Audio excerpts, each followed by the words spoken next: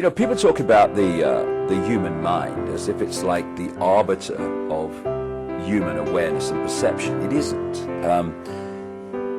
This is why it's so important to get across, for people to realize what the nature of this reality is that we're experiencing. This is quite provably, when you look at the science, it's obvious. We live in a virtual reality universe. It's like a three-dimensional holographic version of the internet. If you go on the internet in Australia or South Africa or South America or Los Angeles, you're all accessing the same collective reality through the computer. Well, we, in our prime state, are consciousness, not form, but awareness. And this awareness experiences this tiny frequency range we call this world, just a tiny frequency range called visible light, through a interface called body-mind. If I want to go on the internet, I can't just go on the internet. I have to have a conduit to go on the internet, a computer. And even then, I don't go on the internet, the computer does. I observe the internet through the computer. This is what consciousness, awareness, the real eternal self that these religious teachings talk about, etc., and non-religious teachings too, talk about. This eternal self, some people call it soul, whatever you want to call it. And if you hold that awareness to that higher level of self, you're in this world, if you like, physically and experiencing it, but your point of observation is outside of this manipulated reality. And through the lens of body-mind, you can see things that the body-mind in this world and of it cannot see.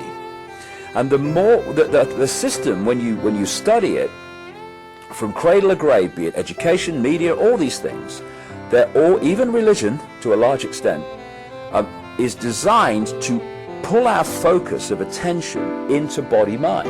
It's the same. A very good analogy is you're on the internet and suddenly the computer takes control of what you think of the internet, where you go on the internet, and the decisions you make. And the more entrapped you are in mind-body perception, i.e. the five senses, and look at society, it's all about pulling us into the five senses. Look at this, listen to this, taste this, feel this, all trying to hold us in the five senses. The more entrapped you are, the longer it takes, the more powerful the transformation has to be for you to wake up, open your mind, and go to higher levels of your awareness. What has been happening, I've seen this all over the world, I've been to 50 countries, it's happening everywhere over the last 20 years, is more and more people are going through this process, they call it transformation, whatever, where they open their mind and they let their true self consciousness in. Now consciousness is looking from this perspective, mind's looking from here, and that's why they want to keep us entrapped in mind-body perception, because we're looking here, we can see one dot, maybe two dots at a time. We can't connect the dots and see what's going on. Once you become conscious beyond body-mind, suddenly, I can see how it fits together now. I've come across people only recently who've gone from this to this in literally weeks. Why couldn't I see it before? They say it's so obvious, because you were there before and now you're there. That's why it's obvious. And so this fork in the road, where people are deciding, are they going to keep on the way we're going and end up in this fascist control system, or are they going to go this way and break out into true freedom?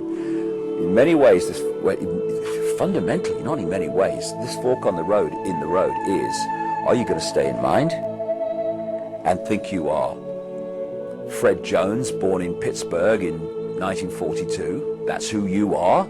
Or are you going to open your mind to who you really are, which is consciousness, infinite, eternal consciousness, having an experience as that man born in 1942, whatever I said. And that's the difference. Once you realize that our name, our job, our experience is just that, an experience, and we are consciousness, that change of point of perception, point of observation of this world transforms everything. You go from this to this, and you can see what the control system doesn't want us to see, and that's why the control system is absolutely structured to hold us in that state. The power of human consciousness is demonstrable by the fact that despite all the things that are thrown at us, the cradle-to-grave programming, vast numbers and an exponential curve of numbers are now waking up from it. And it's this awakening that is going to bring this control system down. Not tomorrow, not next year, not the year after, not in 2012 like so many people kind of talk about, but I reckon about 2016, this awakening will have reached the point where the tipping point comes and this control system comes down, because the control system is absolutely founded completely in terms of its existence on humanity being there and not there. And they may seem confident and arrogant, and it may seem like that, and it will seem that for a few years, but it's coming down, and it's coming down because humans are waking up.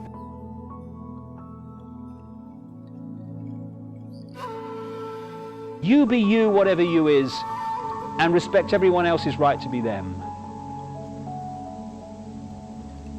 And the people between that and that are our generations.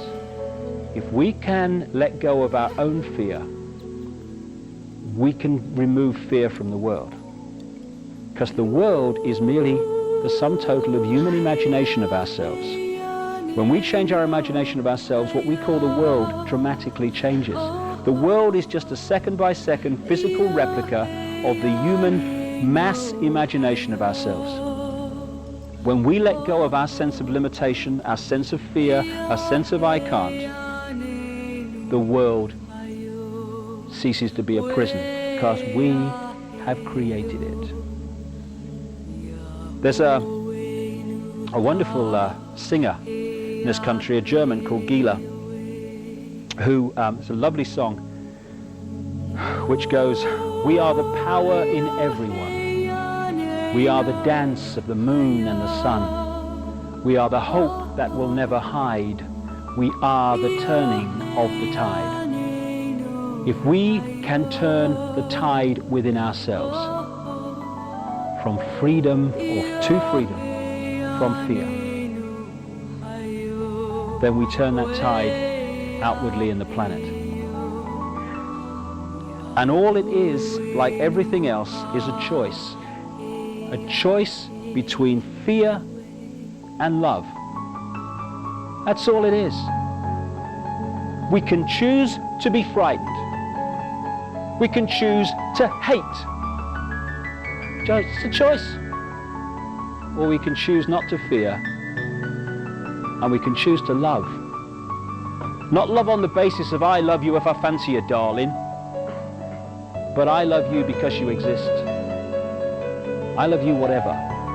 I love you without condition. And if we want to change the world, it has to start with self. Fear, anger, hatred, condemnation, dictating what other people should be, that's the world we got. That's the prison. But paradise is waiting. It's a thought, an attitude away. That's all it is, a choice away. Love. We love each other and love the world.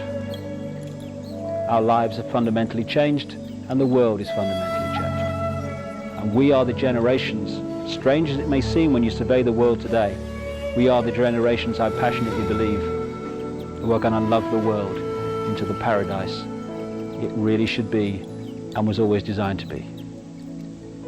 Changing the world is not something in the future anymore, or I hope it'll be better for the kids. It's here and now. We're going to see it happen. Another song, the chorus of which I'll finish with. Love can build a bridge between your heart and mine. Love can build a bridge. Don't you think it's time?